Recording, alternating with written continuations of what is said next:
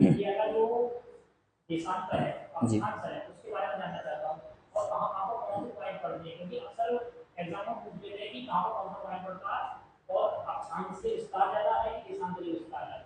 चलिए ठीक है, मैं आपको बताता हूँ। मैं आपके सभी क्वेश्चंस के आंसर देता हूँ। सबसे पहले देखिए, भारत को जानने के लिए हमें ये पता करना पड़ेगा कि भारत विश्व में कहाँ पर है, मतलब उसकी स्थिति क्या है। तो ये आपको पता ही है कि ये एशिया में आता है भारत। तो सबसे पहले हम इसके क्षेत्रफल की बात करते हैं कि इसकी लंबाई चौड़ाई कितनी है, यानी भारत का एरिया क्या है। तो चलिए भारत का एरिया मैं आपको बता देता हूं। भारत का एरिया जो मतलब क्षेत्रफल है भारत का, वो है 32,87,263 square kilometre. 32,87,200 square kilometre, 263 square kilometre पूरा भारत का जो है क्षेत्रफल है। अब हम बात करते हैं, ये तो हो गया पूरा, यानी कि पूरे भारत का क्षेत्रफल 32,87,263 स्क्वायर किलोमीटर। चलिए अब हम बात करते हैं, नेक्स्ट पॉइंट है इसका, पहला पॉइंट हो गया, नेक्स्ट पॉइंट है इसका लंबाई। तो देखिए मैं आपको बताऊं कि भारत का ये जो हिस्सा है ये है नॉर्थ, ये नॉर्थ का हिस्सा है, और ये जो हिस्सा है ये साउथ है, नॉर्थ साउथ। इधर का जो ये वाला एरिया है ये ईस्ट में आता है, और ये एरिया आता है वेस्ट में। चलिए हम आगे बढ़ते हैं। भारत के नॉर्थ में जो स्टेट है उसका नाम है लद्दाख, जो कि अभी कुछ ही सालों से मतलब एक यूनियन टेरिटरी बन गया है। वो पहले तो स्टेट था, अभी यूनियन टेरिटरी बन गया है। तो ये जो ऊपर का जो स्टेट है ये लद्दाख है। सबसे नीचे का साउथ का जो स्टेट है भारत का, ये है तमिलनाडु, तमिलनाडु, ठीक है। और ये वाला जो स्टेट है ये है अरुणाचल प्रदेश। मैंने ये इंग्लिश में लिख दिया है, चलिए आप समझ जाना। ये अरुणाचल प्रदेश है, ये वाला, यहां से यहां तक लास्ट में। और ये वाला जो स्टेट है ये है भारत का गुजरात, ठीक है। अब बात ये आती है कि भारत की लंबाई कितनी है, भारत नॉर्थ से लेकर के साउथ तक कितना लंबा है। तो चलिए देखते हैं। भारत का ये वाला पॉइंट जो कहलाता है इंदिरा कॉल, ये इंदिरा कॉल कहलाता है, यानी सबसे नॉर्थ का सबसे दूरस्थ पॉइंट, स्थलीय पॉइंट, ये कहलाता है इंदिरा कॉल। और ये जो सबसे लास्ट का पॉइंट है ये कहलाता है, यहां पर ये है कन्याकुमारी, स्थलीय सीमा कन्याकुमारी, ठीक है। अब चलिए हम बात करते हैं आगे। भारत इंदिरा कॉल से लेकर के तमिलनाडु तक, यानी कि नॉर्थ में इंदिरा कॉल से लेकर के साउथ में कन्याकुमारी तक, तमिलनाडु के कन्याकुमारी तक भारत की जो टोटल लंबाई है वो है 3,214 किलोमीटर, 3,214 किलोमीटर भारत का उत्तर से दक्षिण तक विस्तार है। अब यहां से एक पॉइंट मैंने ये बताया कि एक पॉइंट ये है जो सबसे लास्ट में है, इस पॉइंट को बोलते हैं गुहार मोती, यानी हम कह सकते हैं गुहार मोती गुजरात में है, और ये भारत के वेस्ट एरिया में, पश्चिमी भारत का सबसे लास्ट का पॉइंट है। यहां से लेकर के अरुणाचल प्रदेश का लास्ट पॉइंट है किबिथु। देखिए कई बार ये एग्जाम्स में आया है, और मैं मानता हूं ये पॉइंट्स के बारे में बहुत सारे एग्जाम्स में पूछा जाता है। तो इनको आप अच्छे से समझ लें, इन पॉइंट्स को याद कर लें, क्योंकि मोस्टली एग्जाम्स में क्वेश्चन राइज किए जाते हैं। उसको आप ढंग से याद कर लेना, कहीं नोट भी कर सकते हैं आप साथ में।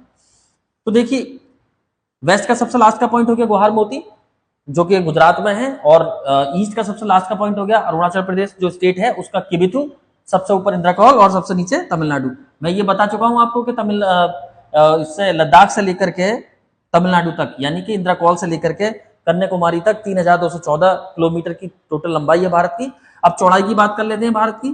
तो देखिए यहां से, यानी कि गुहार मोती से लेकर के यहां तक भारत की जो टोटल चौड़ाई है, ये वाला पॉइंट चौड़ाई ये हो गया 3,214 किलोमीटर, और ये वाला हो गया 2933 किलोमीटर।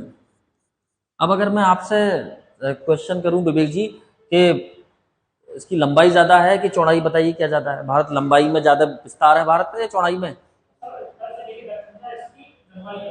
है ना, लंबाई ज्यादा है, क्योंकि देख लीजिए आप, ये 3214 है, ये 2933 है, इसलिए भारत थोड़ा लंबाई में ज्यादा दिखाई देता है। ये हमारा विस्तार है इसका। चलिए, ये बात में यहाँ कंप्लीट हो जाती है। नेक्स्ट जो पॉइंट है हमारा वो है अक्षांशीय विस्तार। देखिए, अगर हमें भारत को पढ़ना है तो हमें इन पॉइंट्स के मद्देनजर ही बात करनी पड़ेगी, इन पॉइंट्स को ध्यान रखते ही इसकी स्टडी करनी पड़ेगी, तभी हम बिंदुवार और क्रमबद्ध स्टडी कर सकते हैं। तो चलिए हम देखते हैं, मैं थोड़ा दूसरा कलर ले लेता हूं। चलिए, अक्षांशीय विस्तार। देखिए, पहले तो मैं आपको बता दूं ये अक्षांश और देशांतर होता क्या है। बहुत सिंपली भाषा में आप समझ लें, ये माना मैंने अर्थ बना दी, ठीक है, ये अर्थ बना दी मैंने, और ये अर्थ का हो गया ये नॉर्थ हिस्सा, ये हो गया साउथ हिस्सा, और ये ईस्ट, ये हो गया वेस्ट, ठीक है। इस हिस्से में, इस अर्थ को अगर मैं दो बराबर हिस्सों में बांट दूं, इक्वल हिस्सों में, एक देखिए ये हो गया इतना, एक ये हो गया, क्या ये इक्वल है? अब अगर ये लाइन है, ये लाइन कोई असली लाइन नहीं है, पृथ्वी पर के बहुत लाइनें खींच करके रखी हो, बाउंड्री बनाई हो, एक इमेजिनरी लाइन है, काल्पनिक लाइन है, तो इससे हम, ये है 0 डिग्री पर, ये एक अक्षांश रेखा है। तो देखिए, अक्षांश रेखा की डेफिनेशन अगर आप याद करनी है तो सीधे सीधे आप ये कह सकते हैं, देखिए ऐसी लाइन जो पश्चिम से, यानी अर्थ पर पश्चिम से पूरब की ओर जाती हो या पूरब से पश्चिम की ओर जाती हो, वो लाइन है अक्षांशीय लाइन है। या अगर हम इसे ट्रिक के माध्यम से याद करें तो हम ऐसे याद कर सकते हैं कि जो लाइन लेटी है वो लैटिट्यूड, उसको इंग्लिश में बोलते हैं लैटिट्यूड, अक्षांश रेखा को। तो ये लेटी है तो लैटिट्यूड। कुछ लाइनें ऊपर इस तरह से, यहां से नॉर्थ से साउथ की ओर है, वो हम बाद में पढ़ेंगे। तो ये एक अक्षांशीय रेखा है जिसको भूमध्य रेखा, यानी भूमध्य, जो कि जमीन को बीचों बीच हिस्से में डिवाइड कर देती है, वो भूमध्य रेखा। इंग्लिश में याद करें, इक्वली डिवाइड कर देती है, मतलब इक्वल मतलब इक्वेटर, इक्वल से बना है, तो ये हमें इक्वेटर बोल दो या इसको हम भूमध्य रेखा बोल दो। देखिए, बहुत ध्यान से इसको समझ लें, क्योंकि ये थोड़ा पेचीदा बच्चों को पड़ता है, हालांकि that is very interesting topic. अगर आप ढंग से इसको समझेंगे तो बड़ा ही रोचक विषय है ये पढ़ना।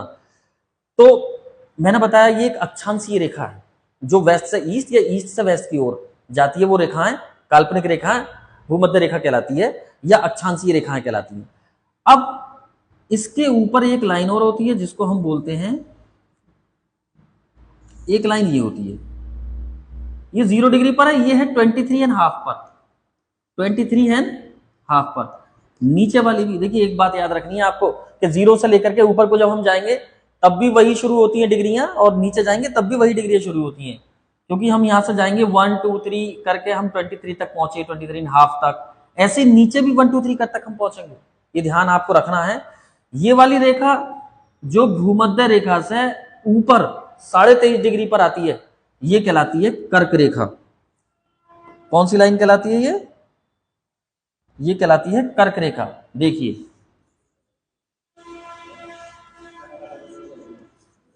ये कर्क रेखा है, और ये वाली रेखा कहलाती है मकर रेखा। ये मकर रेखा कहलाती है, ये कर्क रेखा है और ये मकर रेखा है। इसको इंग्लिश में बोलते हैं ट्रॉपिक ऑफ कैंसर, और इसको बोलते हैं ट्रॉपिक ऑफ कैप्रिकॉर्न।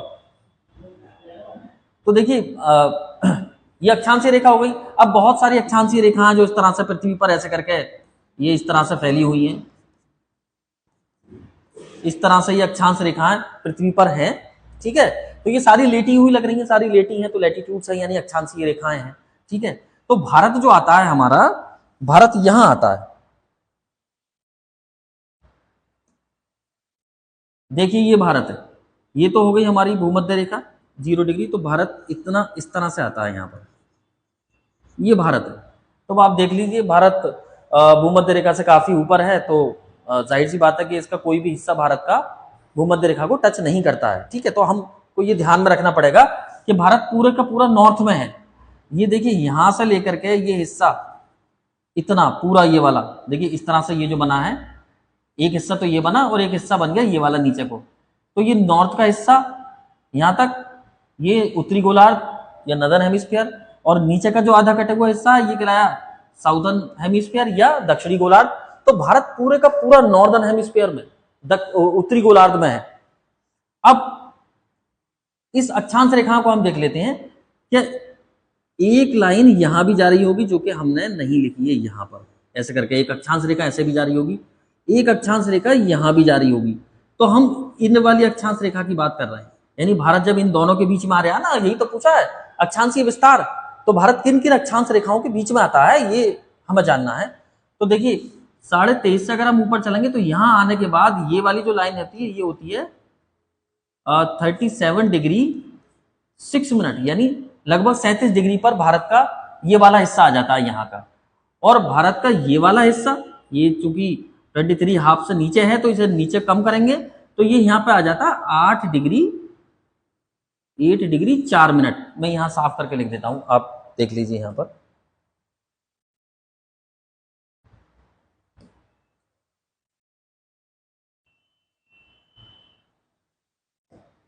देखिए ये वाली जो लाइन है, ये वाली जो भारत के नॉर्थ वाले हिस्से में है जो इसको कवर कर रही है, ये लाइन मैं इस तरह से यहाँ ले लेता हूँ।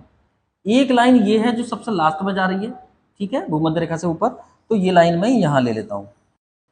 अब हमने ये देखा कि भूमध्य रेखा तो 0 डिग्री पर थी, ट्रॉपिक ऑफ कैंसर जो कि भारत के बीच में से ऐसे करके जा रही है, उससे तो ऊपर ही है ये। तो ये वाली जो है ये वाली लाइन 37 डिग्री 6 मिनट, ये वाला 37 डिग्री 6 मिनट, ठीक है। और सबसे नीचे कहां रहा भारत? 8 डिग्री 4 मिनट, यानी 8 डिग्री पर। अब आप देख लिए, सीधे सीधे क्वेश्चन आ जाता है कि भारत किन अक्षांशों के बीच में है। तो देख लो, एक अक्षांश तो 37 डिग्री 6 मिनट ऊपर है नॉर्थ में, और एक अक्षांश दक्षिण में तमिलनाडु की तरफ जो है, कन्याकुमारी से जो निकल के जा रहा है मेन लैंड से, मुख्य भूमि से, वो 8 डिग्री 4 मिनट है। तो भारत का अक्षांशीय विस्तार क्या हो गया? 37 डिग्री 6 नॉर्थ और 84 डिग्री साउथ या नॉर्थ। देखिए मैंने बताया कि भारत पूरे का पूरा यहां पर आ रहा है, तो भारत नॉर्थ में आ रहा है कि साउथ में आ रहा है? तो जाहिर सी बात है इसके सारे अक्षांश जो है नॉर्थ में ही होंगे, तो इसलिए हम यहां भी नॉर्थ लगाएंगे और यहां भी नॉर्थ लगाएंगे। बस यही कंफ्यूजन हो जाता है। एग्जाम्स में सबसे ज्यादा अगर कंफ्यूजन हमें कोई बोर्ड करने की कोशिश करता है तो वो यही करता है कि एक तरफ नॉर्थ है, अब हम तमिलनाडु का हिसाब लगाते हैं कि तमिलनाडु तो जी साउथ में पड़ता है, तो जब साउथ में पड़ता है तो उसका 8 डिग्री 4 मिनट दक्षिणी अक्षांश हो गया। लेकिन हमें करना क्या है? उत्तरी अक्षांश, क्योंकि आप यहां देख सकते हैं मैंने ये फिल्म यहाँ चला दी है कि ये पूरे का पूरा जो भारत है वो उत्तरी अक्षांश में है। तो हमें कंफ्यूज होने की जरूरत ना, we have to take care about this things also.